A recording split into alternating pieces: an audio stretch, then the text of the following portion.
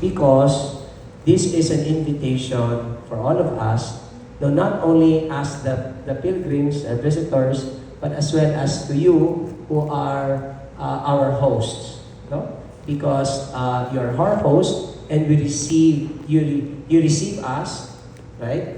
And we receive the grace of God. Because I just want to bring the attention, the Holy Eucharist is actually, the heart of the Holy Eucharist is hospitality. Okay? Now, the hospitality comes from the word hostes. Okay, hostes. That means there is somebody who is the host. And then, there's somebody actually who receive, right? Somebody who receive that. So there are guests. So there is a holy exchange that happened in the hospitality. Okay? So the host receive the guest, and we receive as well the gifts. And so this holy exchange happens as well in the Eucharist. There can only be a holy exchange if both are participants in that love, in this great hospitality.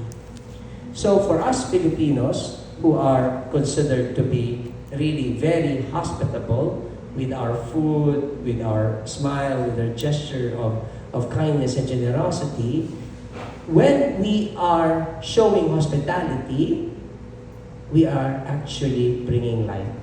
Amen?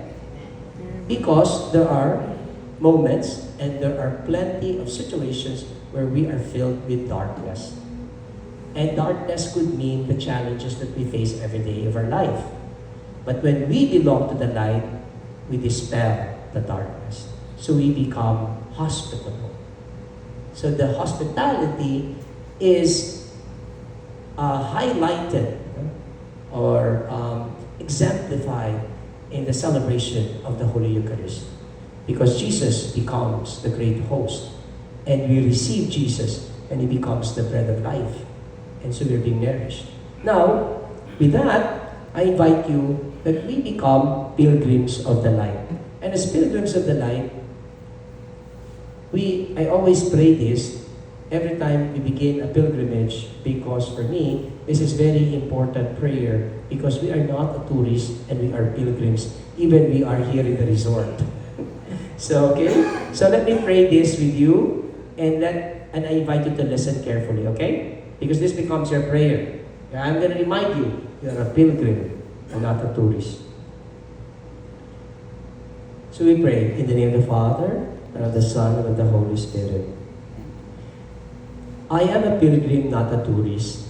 If I go on this journey only to be comfortable, to be served, and to take pictures and buy souvenirs, then I am a tourist.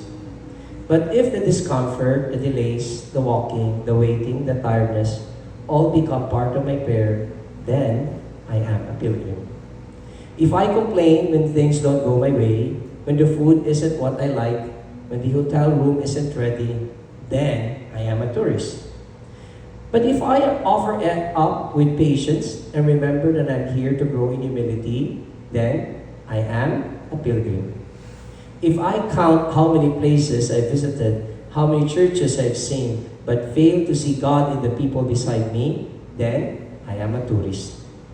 But if I find Christ in every smile, every shared prayer, every simple act of kindness, then I am a pilgrim.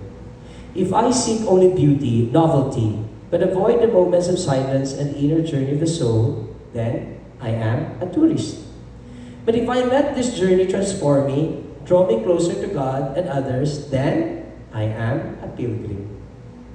So when I find myself tired, irritated, disappointed, let me pause and remember. I am a pilgrim, not a tourist. I walk, not to escape life, but to embrace it. Not to be served, but to serve.